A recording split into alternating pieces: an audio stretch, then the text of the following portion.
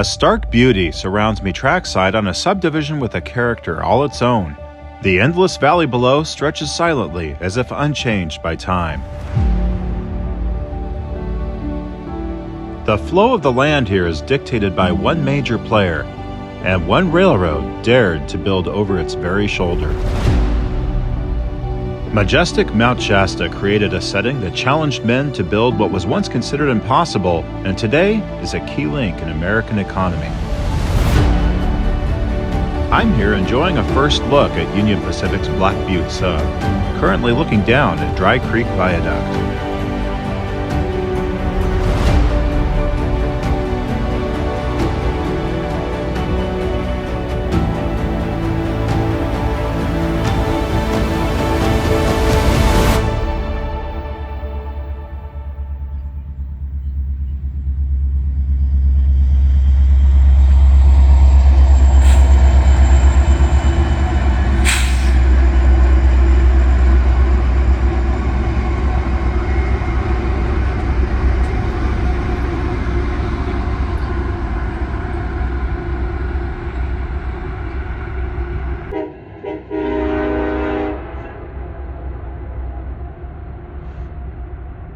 This light power move is headed toward Portland to help balance the power deficit up north. Trains coming south require more locomotives than ever now that helper operations have been halted in the Cascades. Let's explore this subdivision from Klamath Falls to Dunsmuir and see for ourselves what sets it apart.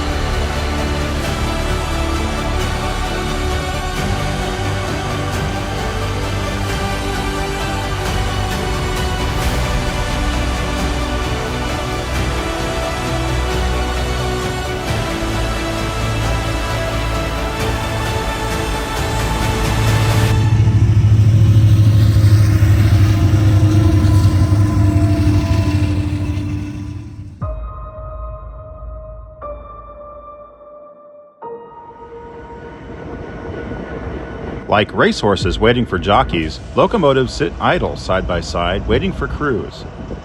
These trains at Klamath Falls stop at what UP crews call the pad as traffic transfers between two districts and two subdivisions. The only trains that pass here without stopping are BNSF inside gateway traffic like this southbounder destined for Fresno, California. Very soon it will be on home rails once again between Klamath Falls and Keddie.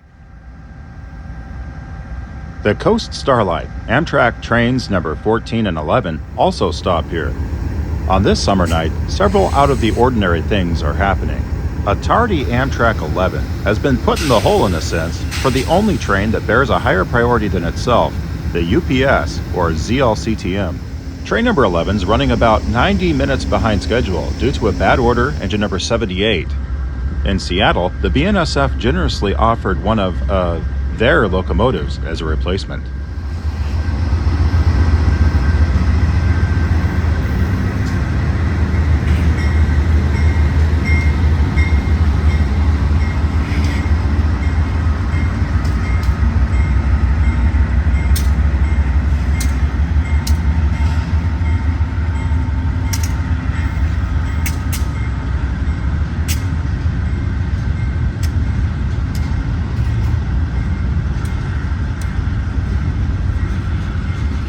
Track 25 in the foreground is not a controlled siding, so hand-thrown switches are on either end off of the main line. For one reason or another, the Z train stopped at the north end of the yard. Whether to line the hand-thrown switch or for PTC reasons is unclear. In any case, number 11 will move to the south end of the siding and wait for the Z to depart since it is still blocking their exit.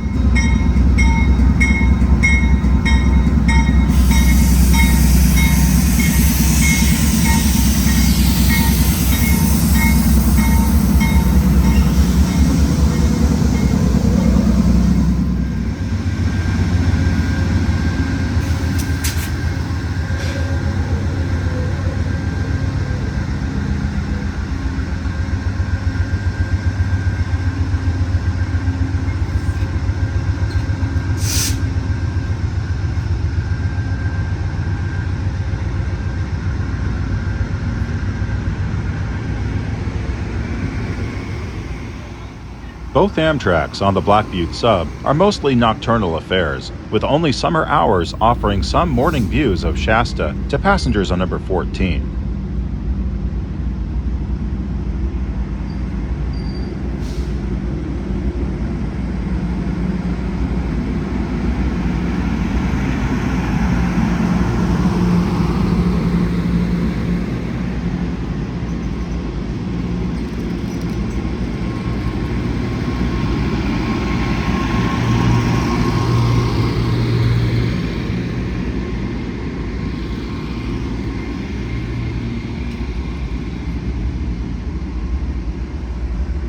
The third unique occurrence was seeing these attractive coaches bringing up the rear. Soon I'll be boarding the train behind the Z, the MRV-PT UP 6485, sitting on track 1.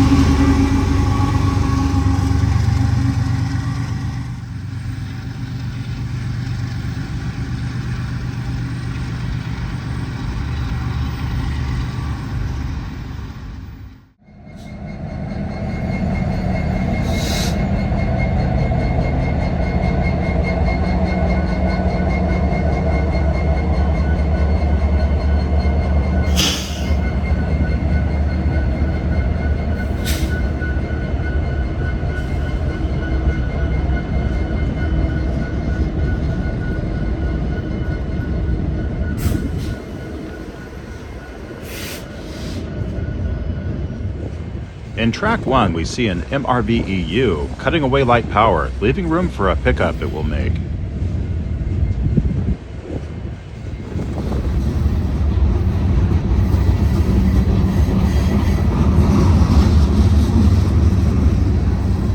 The north end of Klamath Falls is a steep downhill grade, about 1%. It is an operational challenge for new engineers, learning how to land the nose of their train on the pad.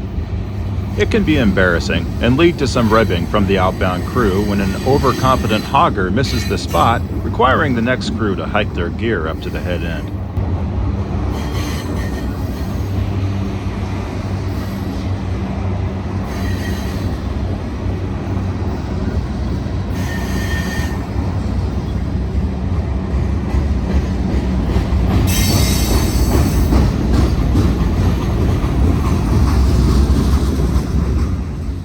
This Hinkle to Roseville manifest is just starting its trip to Dunsmuir. the next crew change point, and start of the Valley Subdivision, which is about twice as long as the Black Butte Sub's 108 miles.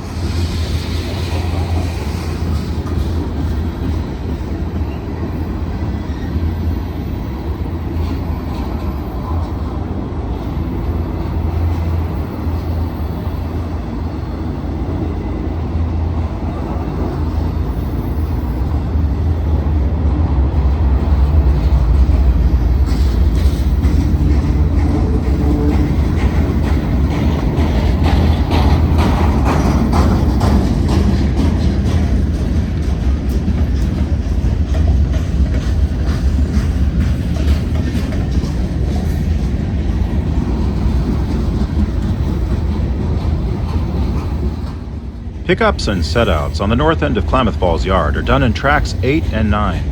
Now that manned helpers over the Cascades have been ended, DPU power would typically be found at the rear or cut into trains like this. Every train must set out these locomotives here, and they accumulate in track 6 until a northbound train can pick them up and take them back to Eugene. Recently, power moves have also become more commonplace when the availability of crews allows for it. Otherwise, northbound trains have been known to leave here with 10 locomotives on the head end. We're about 17 miles south of Klamath Falls at the Oregon-California border, right here on this curve between Warden and Doris.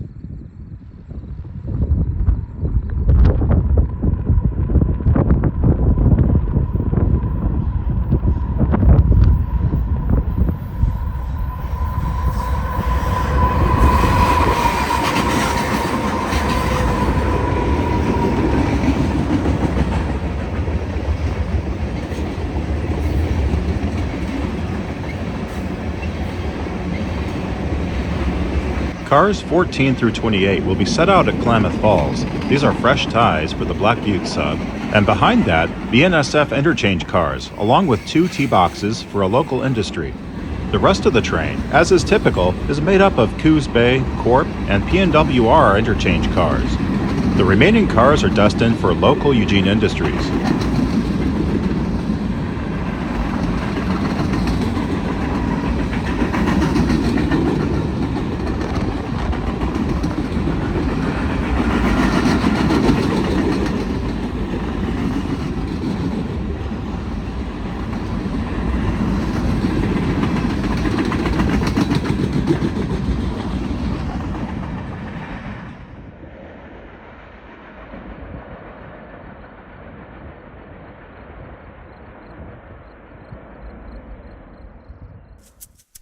The final 17 miles to Klamath Falls are level, easy grade. Pacing along on Highway 97, we see the train at track speed of 50 miles per hour.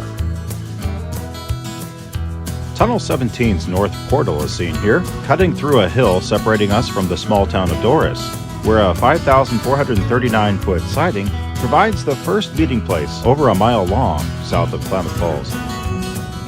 The curves and grade make for a 2-mile drop in track speed from 50 to 40 miles per hour, but this heavy PDRV won't be able to reach that mark as it climbs the grade with what sounds like 2 or 3 engines online. The remaining engines are dead in tow, destined for Roseville.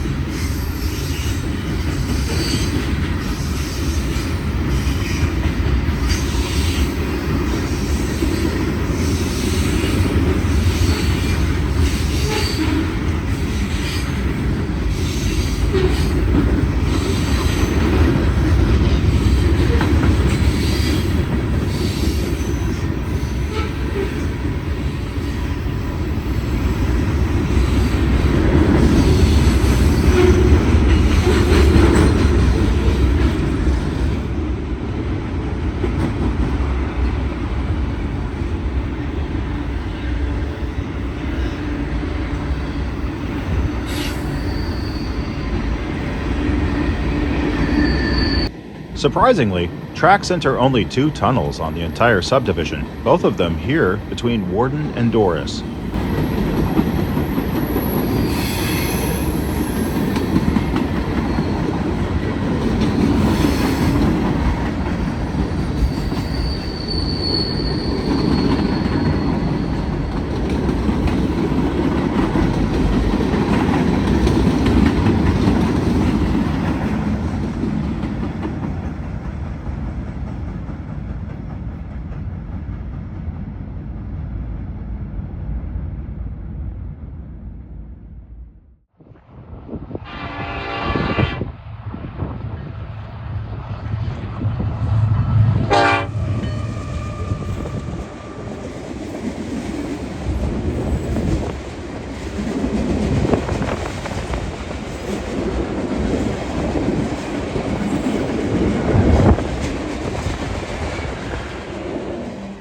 From about milepost 408 to 395, the grade is level again between Doris and Mount Hebron. Southbound trains enjoy their last level track and higher speeds of the trip before tackling the steep grades ahead.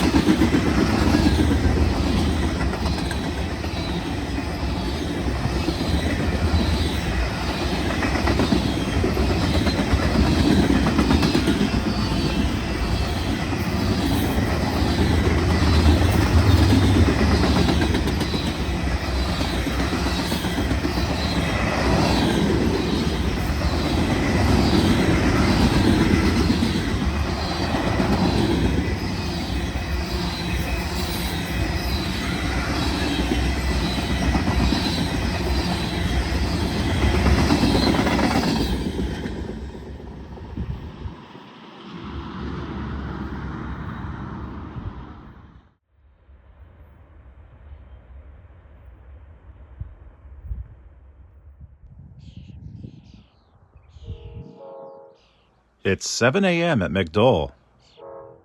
The early summer sunlight illuminates a beautiful backdrop for Amtrak 14.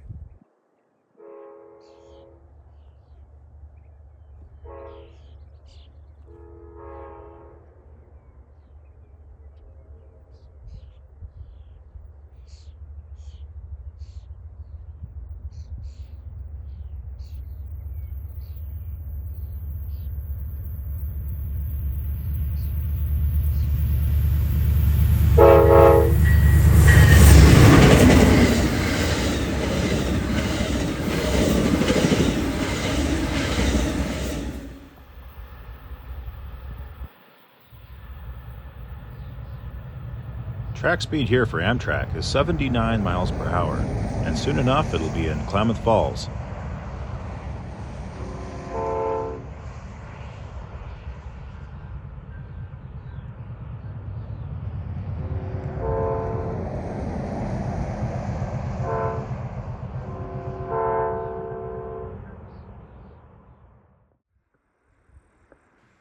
Penoyer is in the middle of a 1% grade climb to the subdivision's highest point at Grass Lake. The siding is occupied by a couple of set-out boxcars needing repairs.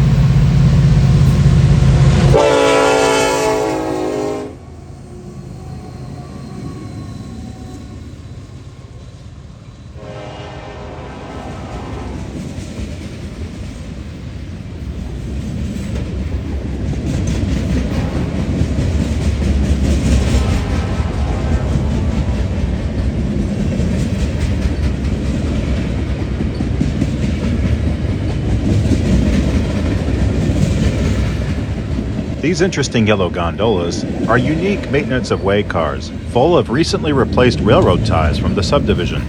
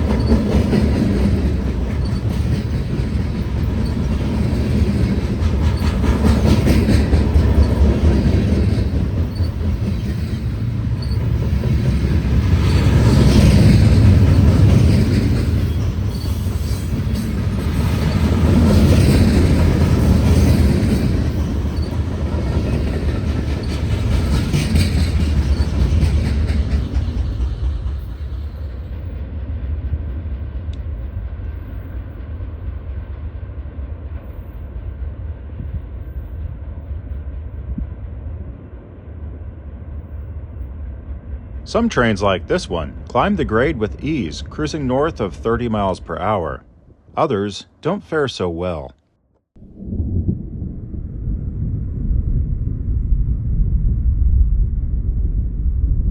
Very near the top of the hill, under a talkative sky, another PDRV has been clawing the rails at about 17 miles per hour.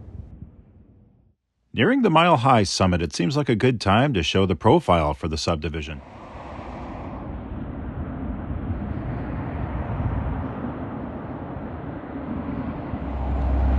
This train we saw cruising at 50 miles per hour at Somerset has nearly been brought to its knees by the 11,000 tons it has in tow.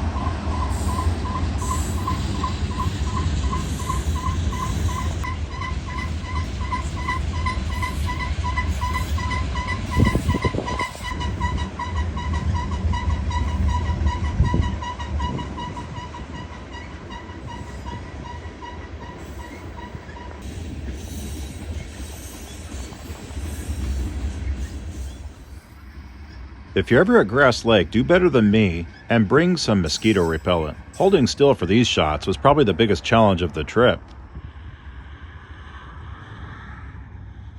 We're going to jump ahead a little ways, past some locations we'll cover in part 2.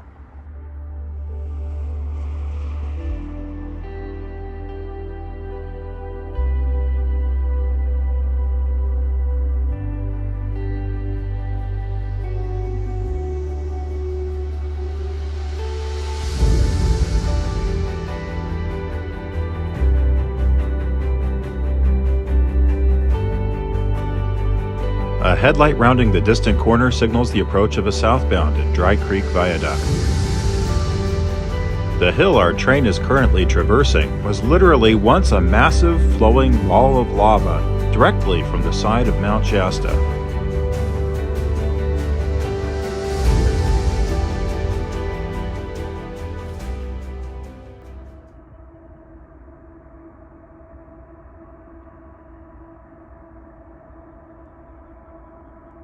In the summer of 2021, this area was devastated not by lava, but the lava fire, which damaged this viaduct, closing the line for what was feared to be months. But the tireless efforts of work crews repaired the line a month ahead of schedule. Trains that had been rerouted over Donner Pass could once again travel over this canyon and the 9 miles of burned track that had been replaced. In all, service was disrupted under 5 weeks, from June 28th until the August reopening.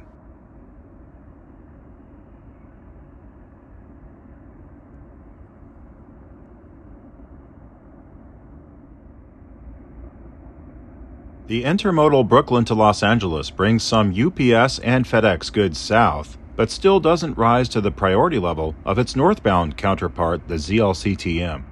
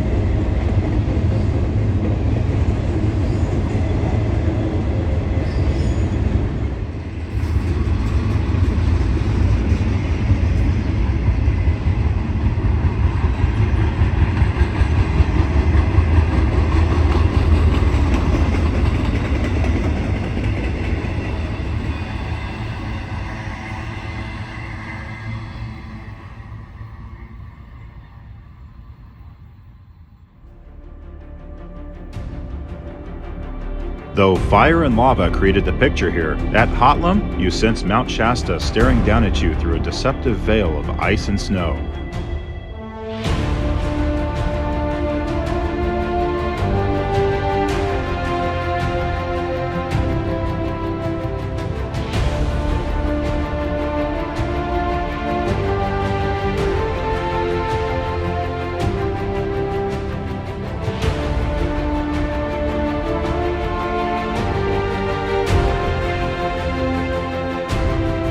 Indeed, this is in fact the closest that Class 1 rails get to a 14,000-foot peak in America. From summit to roadbed is only about 6 miles.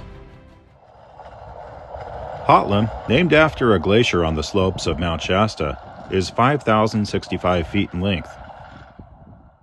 A high-railing track inspector slows down for the switch so as not to derail.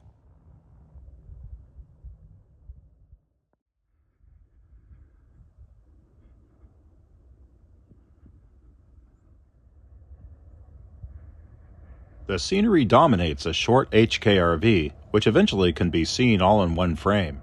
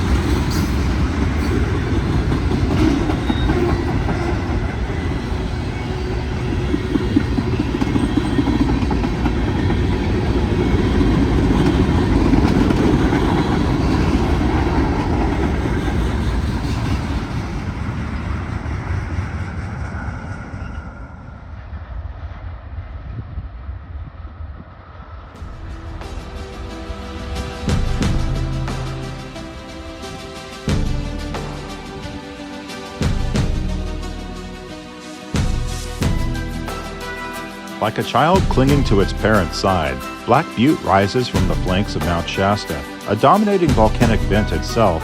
It seems, however, disrespectful to name this subdivision after it instead of the majestic peak dominating the region.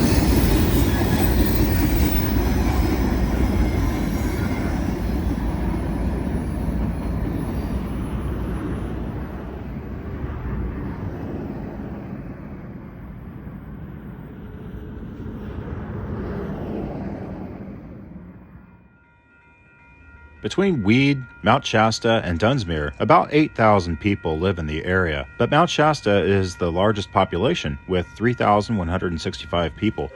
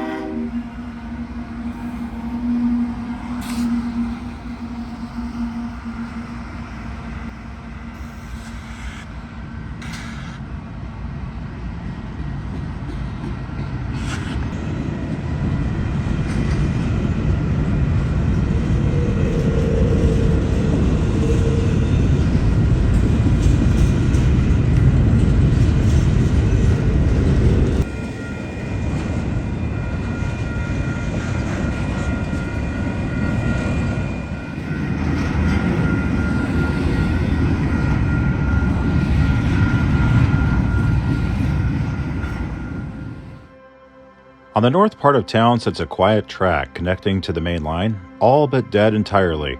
The old McLeod River Railroad Company last interchanged here with the Union Pacific in 2006, 3 years after BNSF quit interchanging at Lookout Junction. The locomotives and equipment sat languishing ever since 2010 when the last dinner train ran, until 2016 when ST38 number 37 was sold and shipped to a new home. Though technically the line still lives on paper, its future revival is doubtful. In the meantime, it seems destined to sit quietly and listen to the drumbeat of trains passing it by.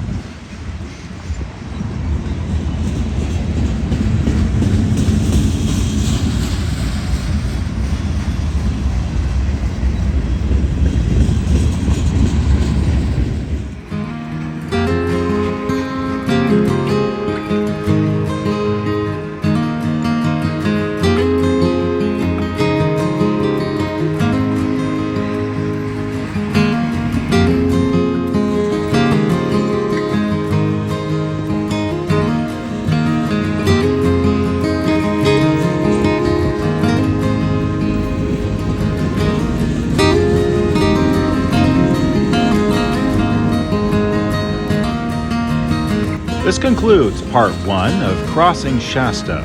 Watch for Part 2, departing soon. I hope you'll join Pacific Rail Productions as we explore further trackside south of the border. Tying up for the day, this is PRP signing off.